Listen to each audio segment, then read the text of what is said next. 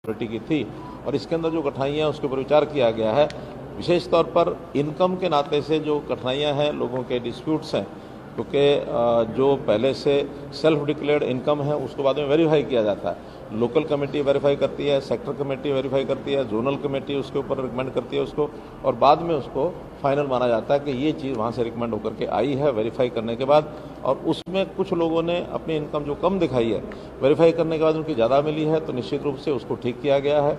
और फिर जो उनकी शिकायतें ग्रीवेंसेस होती हैं, उन ग्रीवेंसेस को भी सेक्टर कमेटी में शिकायत देता है व्यक्ति, और अल्टीमेटली एडीसी लेवल के ऊपर उसको फाइनल किया जाता है। अभी एडीसीज को एक पावर हमने ओवरराइडिंग पावर दी है कि किसी प्रकार की भी सर्वे के बाद या कोई डॉक्यूमेंटल डाटा अपडेशन का जो सिस्टम है उसके बाद एडीसी को फिर भी लगता है, कोई कंप्लेनेंट वहाँ पहुँचता है कि मेरा तो इन सब बावजूद इनकम कम है, तो वो अपने सिस्टम से वेरीफाई करा करके फाइनली हर प्रकार के उस इनकम का जो वेरिफिकेशन है उसके ऊपर ओवरराइडिंग पावर एडीसी को दी गई है।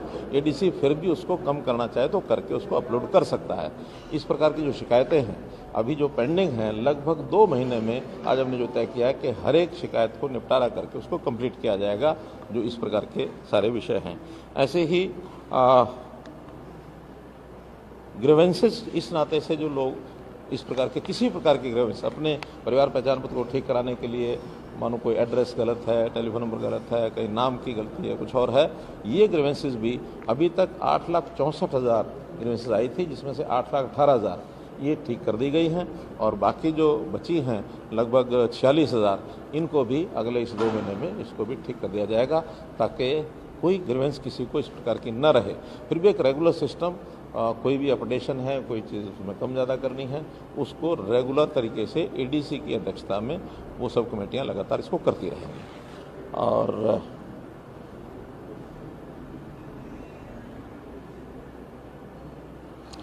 सेटिस्फेक्शन ग्राहक की है कि नहीं, यानी कस्टमर कहूँगा जो कंप्लेनेंट है उसकी ग्रीवेंस की सेटिस्फेक्शन हुई है कि नहीं हुई है, इसके लिए कॉल सेंटर भी बनाने के लिए मैंने कहा है कि कॉल सेंटर बनाया जाए, ताकि कोई भी कंप्लेंट करता है उसकी ग्रीवेंस को रिजॉल्व करने के लिए डिपार्टमेंट तो करता है, लेकिन उसकी सेटिस्फेक्शन है कि नहीं है उसको भी शुरू कर दिया जाएगा। और हर एक जो ग्रीवेंस जिसको यहाँ पर जिसकी लुक आफ्टर कर लिया जाता है उसके लिए उस कंप्लेनेंट को फ़ोन करके उसका सेटिस्फेक्शन लेवल ये भी उसमें से देखा जाएगा। तो ऐसे 3-4 विषय जो करणीय हैं जो पब्लिक के लिए। बाकी तो इंटरनल मीटिंग थी, बजट कितना है, एम्प्लॉइज़ कितने हैं, ऑफिस कहाँ होगा, क्या होगा, ये सब चीज़ें ग्रीवेंस परिवार पहचान पत्र अथॉरिटी की उसको एनुअल मीटिंग में जैसे होता रिपोर्ट के आधार पर किया।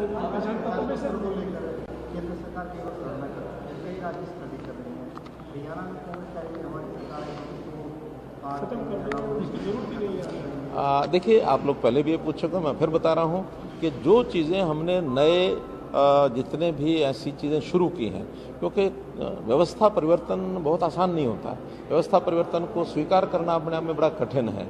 इसको कई बार अधिकारी भी स्वीकार नहीं करते, कई बार नेता स्वीकार नहीं करते, कई बार जनता स्वीकार नहीं करती, लेकिन जैसा उसका अनुभव आता है, अनुभव के बाद रिजल्ट जो निकलते हैं उसमें से स्वीकारता बढ़ती है।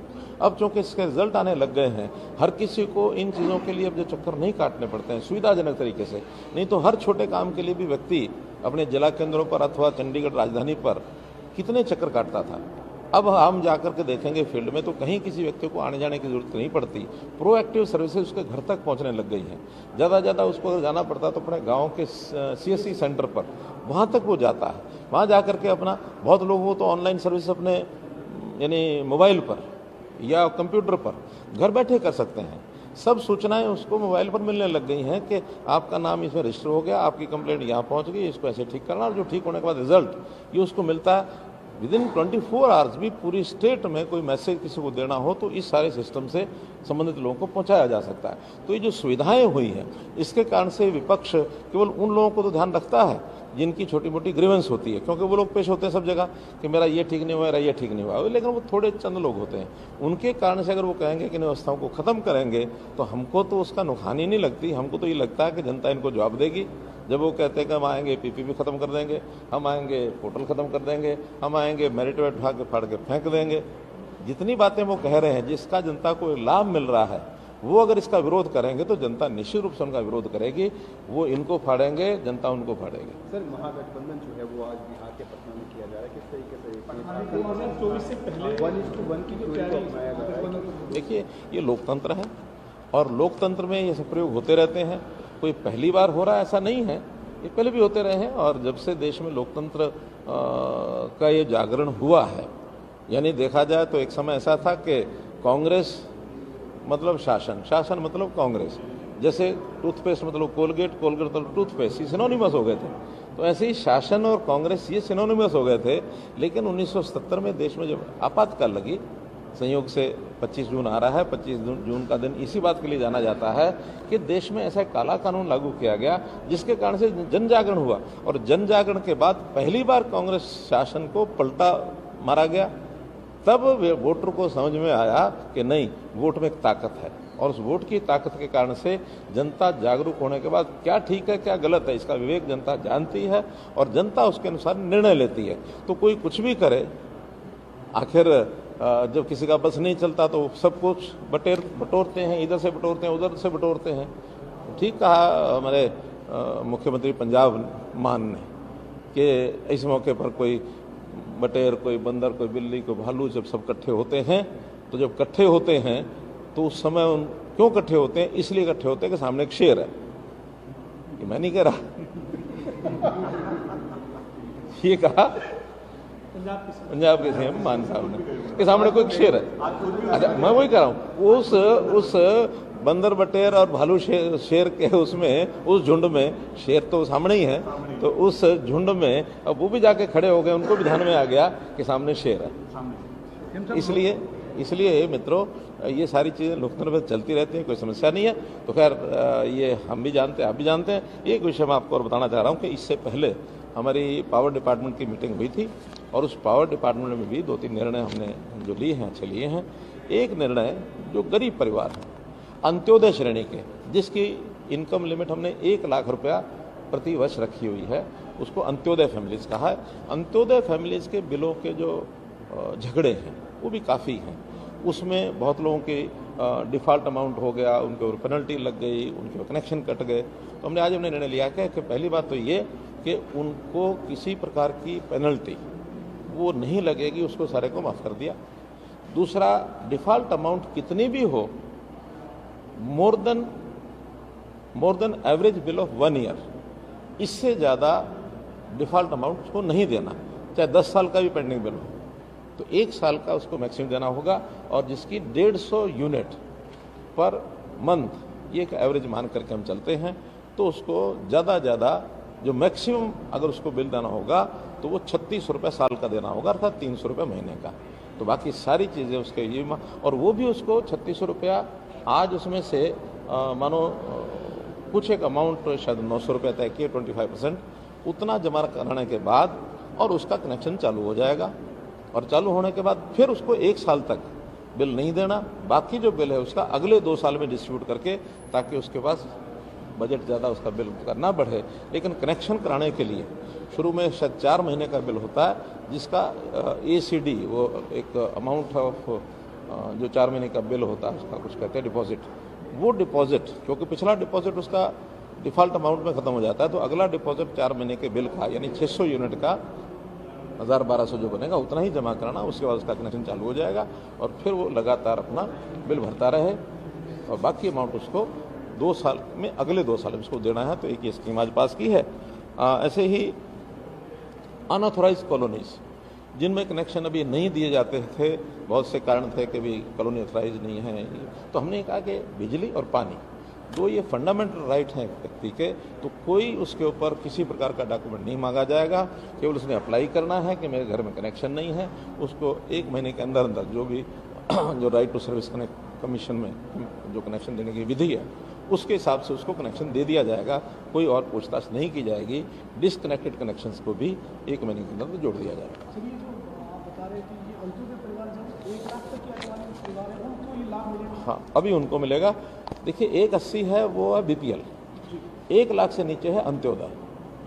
अंत्योदय यानी जिसकी मात्र 7-8 हज़ार रुपया महीने की ही इनकम है, तो ये लाभ अभी उनके लिए है। ऐसे 19 लाख परिवारों में से डिफाल्टर कितने होंगे? लगभग 1.25 लाख 1.5 लाख है। तो ये 1.25 लाख परिवार जो हैं, इन्हीं को ये लाभ मिलेगा। लेकिन अगर 19 लाख में कोई और भी इस प्रकार का केस होगा, उसको भी ये लाभ मिलेगा। लोकसभा के चुनाव क्या पड़ा?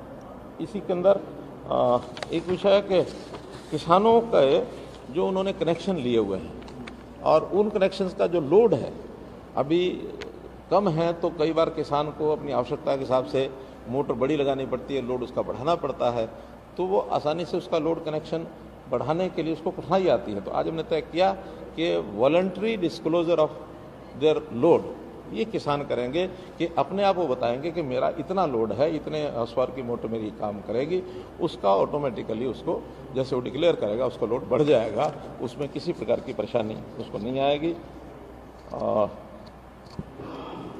तो ये 3 फैसले आज बिजली विभाग के भी हमने लिए हैं। हाँ, एक लोकसभा चुनाव पहले कराने की कोई चर्चा चल रही है कि दिसंबर में हो सकते हैं, कुछ ऐसा आप समाचार दे रहे हैं, हम छानबीन करेंगे इसको। रैलियां हो रही है, सिरसा से रैलियों का आगाज हुआ था। लोकसभा की जो रैलियां हैं, गौरवशाली भारत के तरफ से आप रैलियां कर रहे हैं, पानीपत में कल होगी, इससे पहले और रैलियां हुई और आने वाले दिनों में रैली 30 जून तक 10 रैलियां सारी हो जाएंगी।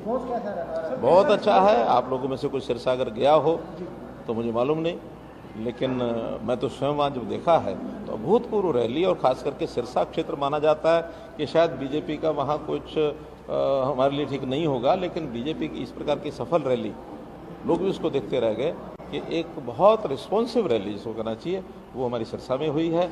इसी प्रकार सोनीपत की रैली, उसमें मैं स्वयं गया था, उसमें वो भी अच्छी हुई है। अब 24 तारीख को पानीपत में है, 25 तारीख को फरीदाबाद में है, गुरुग्राम में है, शायद रोहतक में भी 25 को है, 29 को अम्बाला में है, तो जगाधरी में अम्बाला लोकसभा, तो लोकसभा क्षेत्र में कहीं भी होती है तो उस क्षेत्र की एक रैली होगी। ऐसे बाकी भी सब तय हो चुके हैं।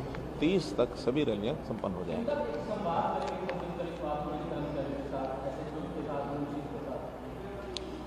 26 तारीख को एंटी ड्रग अब्यूज डे, ये उस दिन है, विश्व भर का वो एक दिन होता है। तो उसमें हम उस दिन नशे के खिलाफ एक जागरण कैसे किया जाए, उसमें कई संस्थाएं भाग ले रही हैं। पुलिस का जो एक अपना डिपार्टमेंट एंटी नार्कोटिक्स जो ब्यूरो है वो अपना एक कार्यक्रम कर रहा है। एक सांस्कृतिक कार्यक्रम कैसे कैसे किए जाएं और हरियाणा में किस प्रकार से जनजागरण किया जाए वो भी एक है। तो ऐसे 3 बड़े कार्यक्रम पंचकुला में होंगे। आप लोगों को सबको निमंत्रण आ पाइए। मेरा काम नहीं है, पार्लियामेंट्री बोर्ड तय करेगा, जो करेगा वो मान्य। धन्यवाद।